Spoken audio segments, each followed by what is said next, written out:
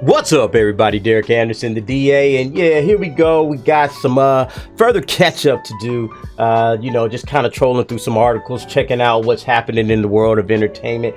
I've been out of the loop for a couple of days, and just trying to get caught up. Of course, got a lot of stuff that I got to get caught up with. Still haven't seen Top Gun. Still haven't watched Stranger Things. Still got to see The Boys. Still got to do a review of Obi-Wan. Lots of stuff on my plate. But I was checking out this article right here, and it's talking about Todd Phillips showing off the script for Joker 2. This is on BatmanNews.com. Joker, Folie A Deux.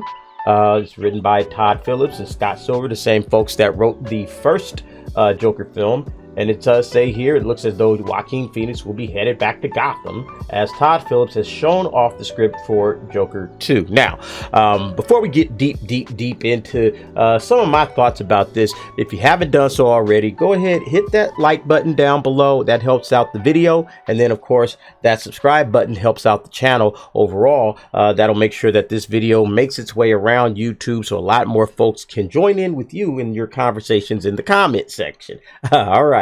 So let's go ahead and check this out. So Joker Part 2, or Folie A Deux, Madness for Two.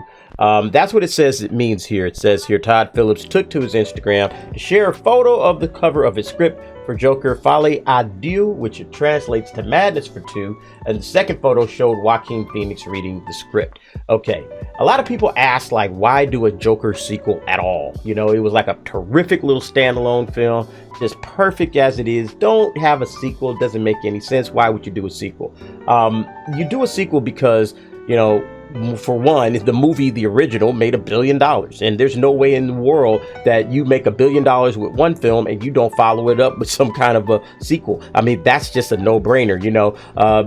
It's hard to come by $1 billion films. It's not like they just grow on trees, especially nowadays, because of COVID and the way that the world kind of just contracted a little bit. People aren't just spending money willy-nilly. You got the economy and inflation going crazy. So if you have a film like Joker that made $1 billion, you definitely want to capitalize on that. Even if it doesn't make $1 billion again, I was just thinking, like, let's say that this film doubled its budget, right? Like its original budget was like, I believe it was $50 million or $60 million, somewhere in that range. And let's say you only did like half as much of in the box office. So let's say you only did $500 million worldwide. You're still talking about a money-making opportunity for Warner Brothers. And David Zaslav, who it does mention down in here in this little article, just short small article, says here is that he was looking to have Phillips more involved with DC films, so it wasn't a surprise that we saw some movement on this.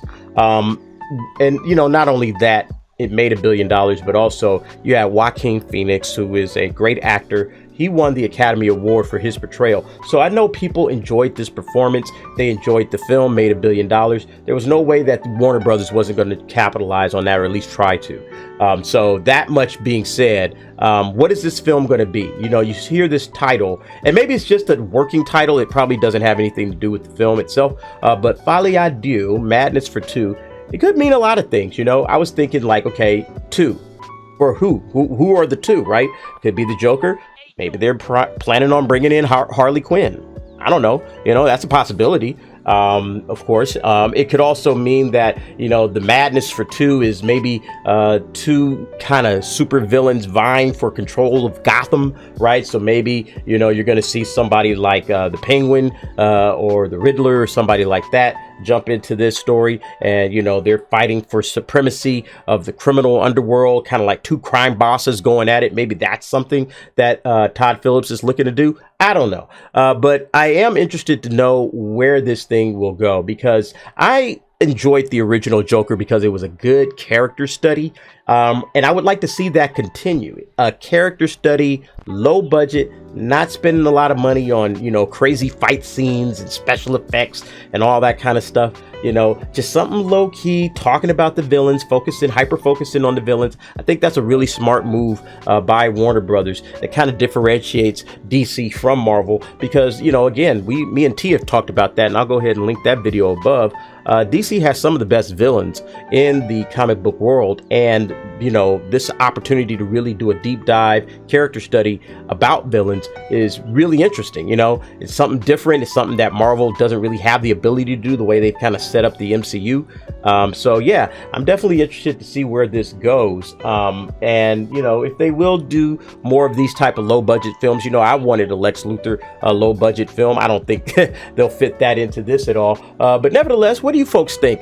Joker 2 jumping off, Folie A Deux, Madness for 2. What could that mean? What are your thoughts? What are your opinions? Go ahead, jump down in the comments. Let me know what you think about that. All right, folks, that'll do it. Thank you for watching.